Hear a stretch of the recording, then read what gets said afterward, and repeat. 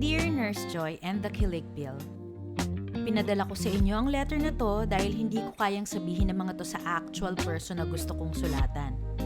Kahit hindi niya to mabasa, mas gumagaan ang pakiramdam ko na maisulat at malamang merong mga makakapakinig na mga gusto kong sabihin sa kanya. Ang letter na to ay para sa isang girl na gusto kong hingan ng tawad. Let's just call her Miss Caramel. Si Miss Caramel kasi is an old friend. Sobrang cute niya, Nurse Joy. Girl next door ang datingan.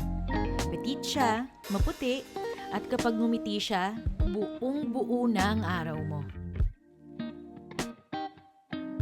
Hi Miss Caramel, how's it going? Sana okay na kayo ng boyfriend mo at sumabak na kayo sa next level pagdating sa relationship ninyo. Like, kasal or whatever. Itong letter na to, alam ko namang hindi makakarating sa'yo. Or may chance na hindi mo mapapakinggan to dito sa TKP. It's a throwaway note that doesn't deserve your time nor attention. At kung sino man na makakabasa nito or makakapakinig nito, these are but echoes of a desire that's been long replaced by a kind of love that's more mature and liberating. Pero para sa'yo itong sulat ko, Miss Caramel. Kasi matagal nang gustong sabihin ng dating immature na ako ang mga bagay na to. Mga bagay na malamang hindi naging mahalaga sa'yo noong mga oras na yon. Dahil para sa'yo, sobrang close na kaibigan mo lang ako. Or parang little brother. Ayoko lang gawing weird. Tinago ko lang sa kunwari, close friends lang ang turing ko sa'yo, pero it was more than that. Crush talaga kita. Nadyahi at nakakahiyamang aminin, pero naging obsession. Back then, lagi kong naaalala how you would check on me via chat or sa mga biglaang tawag mo sa akin anumang oras kasi gusto mo lang kamo ng makakausap. Hindi ko nakuha yon sa mga female figure sa buhay ko. And it felt good. Akala ko maybe some twisted, freaky part of you liked me back. Ang event na nagpatibay sa assumption na yon ay nung nagkaroon tayo ng party. Hinding-hindi ko makakalimutan yon. Sobrang saya ng gabi na yon. Ang lakas ng music, sayawan, bumabaha ng pagkain at drinks. Social butterfly ka kaya napakarami mong kinausap at katawanan. Lahat ng circle sa batch natin kilala ka. Awkward dahil I'm just your average nerdy guy na iisa or dalawa lang ang talagang kaibigan. You included. Habang lumalalim ang gabi, nararamdaman ko ng napapagod at nalalasing na ang mga tao kaya nagpatugtog na lang ng slow song yung DJ. Rewrite the Stars. There I was, nakainom, pero hindi naman lasing. Nakatingin na lang sa gitna ng basketball court na ginawang dance floor nang bigla kang lumapit sa akin. Halatang nakainom ka na pero nakakatayo at kaya mo pang makipagbiruan noon. Are you okay? Nag-aalalang tanong ko sa'yo. Oo naman, kayang-kaya pa. Mayabang pero medyo pabulol mong sinabi. Ihahatid ka ba ni Dave? Nasa na ba yung boyfriend mo? Sa'yo tayo. I love this song. Hindi mo na hinintay ang sagot ko. Bigla mo na lang akong hinila sa gitna ng dance floor. Tinapon mo mga braso mo at biglang nasa bato ko na ang mga kamay mo. Yung ulo mo sa balikat ko. Naririnig kitang hinaham yung kanta habang dahan-dahan tayo nagsasayaw. Tandang-tanda ko lahat. Yung kamay ko sa bewang mo, yung gaspang ng beads ng gown mo na kumikiskis sa suit ko. Kahit amoy ng buhok mo, parang pinaghalong shampoo at cotton candy dahil yata sa smoke machine. Everything was a blur. Ayoko nang matapos yung kanta. Nakapikit ako, nagdadasal noon. Pwede ba wag na lang matapos tong moment na to? Nararamdaman mo bang mahal kita? Hindi ko alam kung nasabi ko yun ng malakas kaya naman laking gulat ko nung naramdaman kong bigla ang mga labi mo sa pisngi ko. Maybe in a drunken moment of vulnerability, you kissed me. My heart raced nung ginawa mo yun. Baka naman your lips just touched my cheeks, pero paano naman mangyayari yun? At saka bakit? Hindi ko alam kung lasing ka. Hindi ko alam kung mas lasing ako. Pero ginawa ko ang lahat para hindi ma-misinterpret yun. Natapos ang kanta. Natapos ang moment. Natapos ang gabi. Umuwi ang lahat ng magkakaibigan. Pero ako, umuwing confused. Hindi nagtagal, naging obsession yung feelings ko sa'yo. Kasi parang hindi kumpleto yung araw ko kapag hindi mo view yung mga story na pinupost ko. Nababad trip ako pag hindi ka nagre-reply sa mga message ko sa'yo. Pag nagsabi ka na mag-hangout tayo tapos hindi naman natutuloy, nagagalit ako internally. Kung ano-ano nang pumapasok sa isip ko. Hindi rin nakakatulong na you hang out with other friends at kinaseselosan ko na mas inuuna mo pa sila kaysa sa akin. At nangyari na nga na nag-Christmas party tayo. Another encounter na para bang point of no return na para sa'yo at sa akin. Pumasok ako sa restaurant at everybody was in high spirits because it was the holiday season. Makita kita agad na parang mayor na bumabati at bumibeso sa lahat ng nandun. At nung ako na yung nilapitan mo para batiin, alam ko na nandun ako para sirain ang araw mo.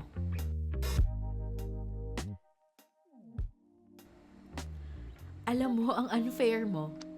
Nakangising bati ko sa'yo pero dinig mo ang seryosong sama ng loob na pinipigil ko lang tumapon. Ha? Merry Christmas din, ha? Teka, paano unfair? Okay ka lang ba? Nagtatakang tanong mo. Halatang successful kung nasira ang mood mo. Wala kasi parang lagi ka na lang nagsasabi na magpo-coffee tayo or catch up tapos bigla ka na lang magka-cancel? Pasimpleng sagot ko pero hindi ko napigilan ang pagtaas ng boses ko. Sabagay, bakit ka nga naman magsasayang ng oras sa akin? Sige, unahin mo na yung mga popular mong kaibigan. Yung mga totoong ka-level mo. Parang nalaglag yung pangamunon sa sahig. Tumingin ka sa akin ng ilang segundo, buntong hininga, sabay alis. Kitang-kita ko na nabuwisit ka sa mga sinabi ko and I took that as a win. Nagtitinginan na sa atin yung ibang friends natin sa get-together. Pero wala akong pakialam. Buong gabi akong nagpaparinig sa'yo sa mga kwentuhan. At kapag may ibang nagbabalak or pinupuna yung pagiging sobrang sarcastic at toxic na mga sinasabi ko sa'yo, binabara ko rin sila. Merry Christmas na lang sa ating lahat. After ng parting yun, kinausap nga pala ako ng isang mutual friend natin. Si Sarah. Oh my God! Seryoso ka ba? Are you out of your mind? Sininghalan ako ni Sarah. What? Sinabi ko lang naman yung feelings ko ah. Hindi ba valid yun? Tsaka totoo namang palagi siyang nagsiset ng catch-up tapos last minute ko mag-cancel. Bakit siya lang ba may schedule? Pagtatanggol ko sa sarili ko. You know what? Hindi lang siyang nabuisit sa'yo that night. Party pooper ka, alam mo? Matalas na sabi ni Sarah. That night was not about you. Gusto lang sana mag-relax at mag-unwind ng mga tao sabay nag-inarte ka ng ganon? Think about what you did. Mag-apologize ka sa kanilang lahat. Most of the time, pinagsasabihan niya lang ako noon. Lalo na yung mga bagay na hindi ko napapansin na offensive na pala sa iba. Pero that moment ng pagsabon niya, I didn't care. Alam ko na galing ako sa hindi tama pero parang proud pa rin ako sa pagsira ng get-together na yon.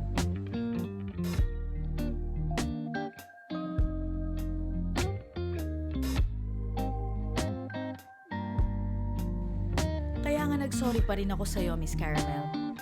Kaso, alam kong medyo pakitang tao lang yung apology ko sa'yo at sa lahat ng na-offend ko sa party na yon. Kaya nga ayun, pagkatapos bigla na lang akong hindi nagparamdam sa inyong lahat. Nawala ako na parang bula. I went on a hiatus. I did my part and nagpa-therapy ako. Turns out, I've got issues. Who freaking knew? At ayun na nga. I wrote you a letter of apology and it looks like okay naman tayo as friends. Dahil sa space na binigay ko sa'yo at sa sarili ko, ang dami kong natutunan about myself na hindi ko matututunan kung hindi nangyari yung gulo na yun. Sabi nga nila, the closer you get to something, the tougher it is to see. Happy ako kasi kinakausap mo ko minsan sa IG. Hindi na as usual pero I'm glad we still do. I mean, sana hindi ka nagalit. Though honestly, siguro, nakita mo lang ako as a misguided person na hindi marunong na maayos na pagko-communicate ng feelings sa ibang tao. Understandable. Kasi sa totoo lang, kahit pagkatapos ng therapy, medyo hirap pa rin ako na maging honest sa feelings ko pagdating sa mga nakapaligid sa akin.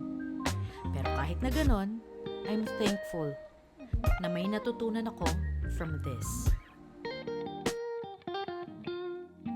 I hope you're really happy, Miss Caramel. Kahit na hindi ako ang katabi mo ngayon, tumatawa with you, I really hope that you smile from the bottom of your heart.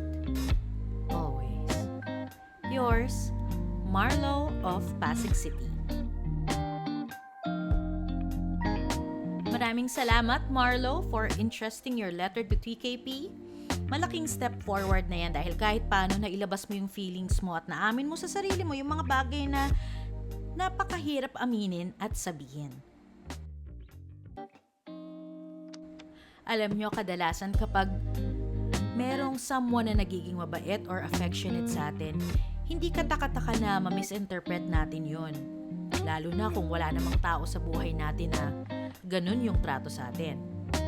Sa girls, well, nangyayari din yan. Mabait siya sa akin, baka sakaling may romantic feeling siya or palagi niya akong gustong kausap or kasama.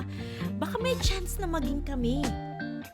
And ayun na nga, mahirap lang na napunta sa sort of obsession yung kay Marlo and nagkaroon ng incident na naging super offensive na siya kay Miss Caramel at dun sa, yung mga kaibigang nakapaligid sa kanya. Well, alam naman natin, minsan, ang ganyan ka-intense na feelings, hirap nga namang pigilan nun. Guys, kung ang katawan natin kailangan ng check-up once in a while, ganun din ang isip natin. Kung hindi afford, makakatulong ang pagsusulat or pag-confide sa friend na mapagkakatiwalaan mo. You don't necessarily need na sundin ang advice nila, pero magandang may makarinig or makakita ng ibang point of view. Para magkaroon ka ng idea sa kung anong itsura ng situation mo from another angle. Ibang perspective, kumbaga. Marami ang nagiging possessive sa friends nila, pero isipin ninyo ha, hindi lang naman kayo ang friend niya. Malamang minsan nagtatampo ka if hindi natutuloy yung mga lakad nyo kasi life happens. Ganun lang talaga yon. Don't think na ikaw lang ang may issue sa buhay, okay? Lahat tayo, meron tayong pinagdadaanan. Well, it doesn't mean na they love you any less. Baka sila din mismo, may pinagdadaanan sila na hindi natin alam. Kailangan lang din nating maging understanding sa situation ng ibang tao and let's not take everything personally. Alam mo, minsan, totoo yung cliche na it's not you, it's me. Again, Marlo, saludo ang TKP sa tapang and honesty mo to write this letter. Must be really tough, lalo na nung finifigure out mo pa kung ano yung nararamdaman mo, no? And noong aminin mo sa sarili mo na naging toxic ka sa isang napakalapit na kaibigan mo. Well, good luck sa continuous journey of healing mo and I hope someday you learn to fully embrace yourself. Who knows? Maybe that time, may kasama ka ng tao na kapareho mo ng face. Thank you sa pakikinig sa TKP and I hope na na-enjoy nyo ang letter natin sa video na to and may napulot tayong anything of value. Again, this is Nurse Joy. Watch, like, and subscribe sa reseta para sa mga lovesick. The Kilig Pill. Mag-iwan lang kayo ng names na i-shoutout ko sa comment section para mas masayang pakikinig. And ngayon, babatiin po natin sina Kat Palmares of Taytay Rizal, Joyce Enaje Pancho of Mandaluyong City, Michael Delgado of Parañaque City, si Ate Josie Argayoso of Quezon City, Cherry Rojo of Binangonan Rizal, ang Pinuno, Anthony Steven San Juan of Parañaque, and Kudani Akda of Cainta. I love you so much. Again, salamat po sa pakikinig sa Kilig Pill. Next time po uli. Bye!